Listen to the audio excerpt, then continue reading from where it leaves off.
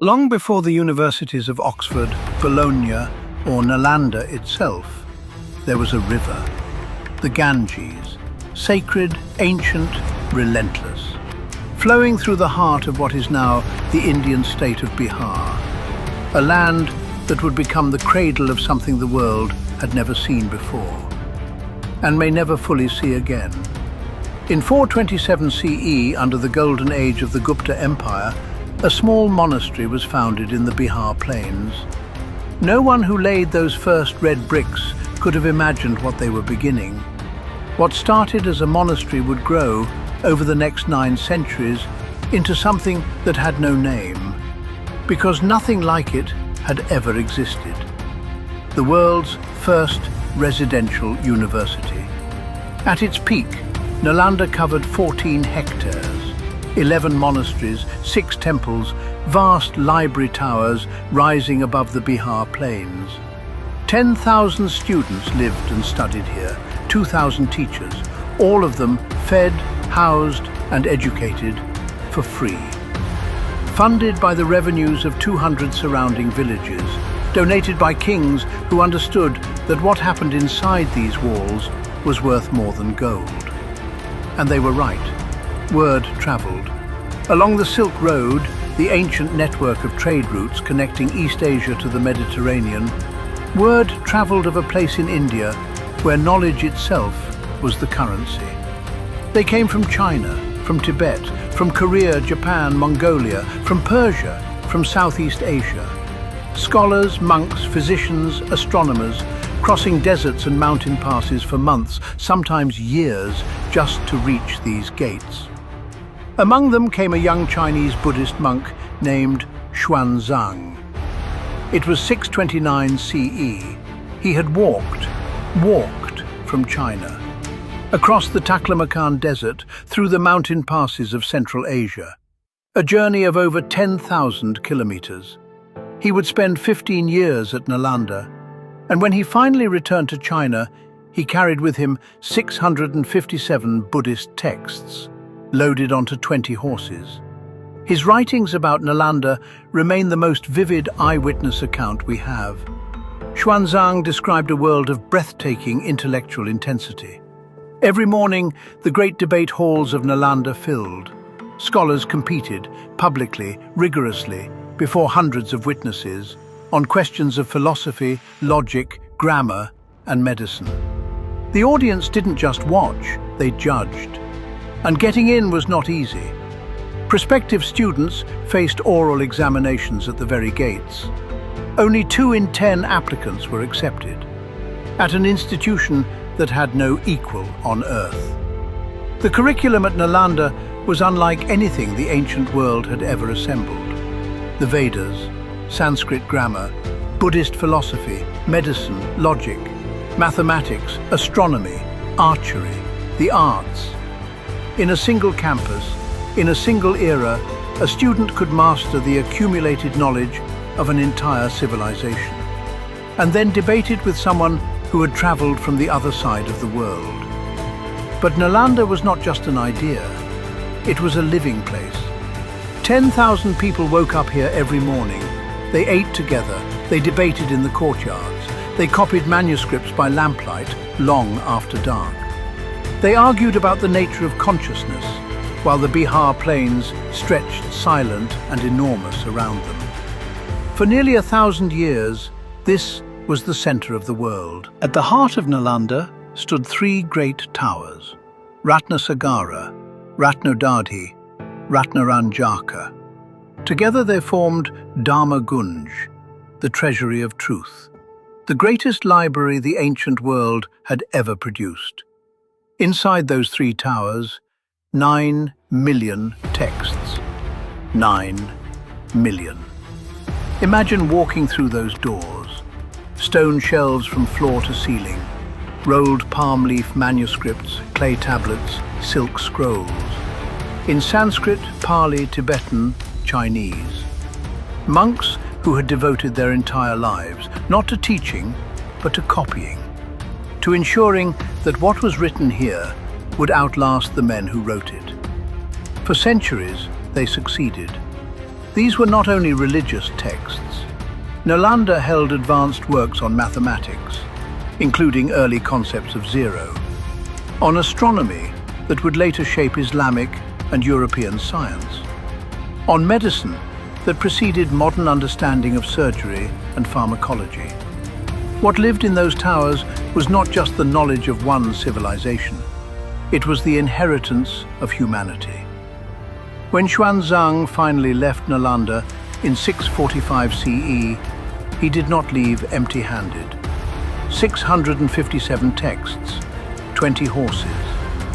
He brought those manuscripts back to the Tang dynasty capital of Chang'an, where they were translated and preserved. Because of Xuanzang, the Buddhism of Japan, Korea, and China carries the direct intellectual DNA of Nalanda, a library that no longer exists, still teaching. But even before the fire, there were cracks. Buddhism in India had grown increasingly dependent on a handful of great centralized institutions: Nalanda, Vikramashila, Odantapuri. If those institutions fell, there was no local network, no village monasteries, no backup. The entire tradition had placed its weight on a few extraordinary buildings. And buildings can burn. Nalanda had survived disruption before. Earlier raids, political upheaval, the slow erosion of royal patronage. Each time it had rebuilt. The red brick walls had risen again. The lamps had been relit. But the 12th century was different. The Ghurid dynasty was moving east, and this time Nalanda would not rebuild. 1193 CE, a Ghurid military commander named Bakhtiyar Khalji led his forces east across the Bihar plains, toward Nalanda. The gates broke. Monks were killed where they stood, some in the middle of lectures, some copying manuscripts they would never finish. According to later accounts, the soldiers found the library and mistook the monks for warriors because none of them had hair. It did not save them. Some monks ran. They grabbed what they could, armfuls of manuscripts, and fled north, to Nepal, to Tibet. Those men, running through smoke in the dark, carrying texts they had no time to read. They are the reason we know anything about what Nalanda contained. The texts they saved are, in many cases, the only surviving copies in existence. And then the library burned. It burned for 3 months. 3 months. 9 million texts. When the fire finally went out, there was nothing left. No monks, no students, no teachers. The greatest library in the ancient world was a field of ash. And the knowledge it had held for 9 centuries, most of it, was gone. The destruction of Nalanda did not happen in isolation. It was the final blow to Buddhism as a living presence in its homeland. India, the country where the Buddha was born, where he walked, where he taught, would forget Buddhism almost entirely within 2 centuries of Nalanda's fall. An entire spiritual tradition erased from the land that created it. And it was not only Buddhism that was lost. The chain of scientific and philosophical transmission, the chain that had been building link by link for 1,000 years, was broken. No institution of comparable scale would exist in India for another 700 years. 7 centuries of knowledge interrupted by a single afternoon in 1193. But not everything was lost. Those monks who ran to Tibet, they carried more than manuscripts. They carried teachers, oral traditions, living memory. Tibetan Buddhist monasteries became, almost by accident, the world's greatest archive of pre-destruction Indian scholarship. What we know today of Nalanda's intellectual tradition, we know largely because of Tibet, a relay race run across the Himalayas in the dark. Here is something extraordinary. By the 1800s, one of the greatest intellectual institutions in human history had been completely forgotten. Not diminished, not remembered imperfectly, forgotten. In 1811, a British surveyor named Francis Buchanan arrived in Bihar and found a series of large, grassy mounds. He had no idea what lay beneath them. Nobody did. 50 years later, Alexander Cunningham of the newly formed Archaeological Survey of India confirmed what those mounds were hiding. Excavations began in earnest. Year after year, the earth gave back what history had swallowed. Monastery walls, temple foundations, carved pillars, the outline of a campus so vast that archaeologists initially refused to believe a single institution could have built it. And then they found the fire. Not in a document, not in a chronicle, in the earth itself. Running through the soil at the Nalanda site, a thick, unmistakable layer of black charcoal. The burn layer. Physical, irrefutable proof of a fire so catastrophic that it left a permanent scar in the ground beneath Bihar. 800 years later, the earth still remembered.